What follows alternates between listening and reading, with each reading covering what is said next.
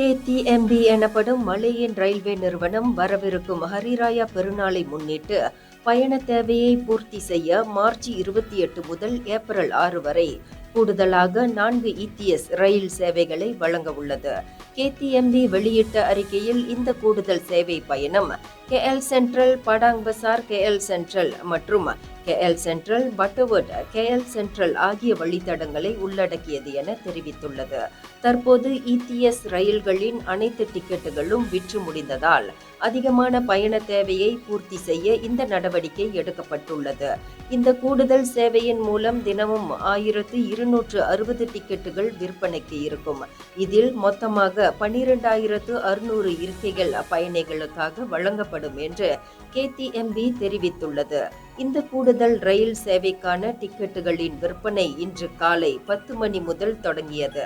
பயணிகள் KTM mobile செயலி, KTMB அதிகாரப்பூர்வ வலைத்தளம் அல்லது KTMB டிக்கெட் கியோஸ்க் மூலமாக டிக்கெட்டுகளை வாங்கலாம்.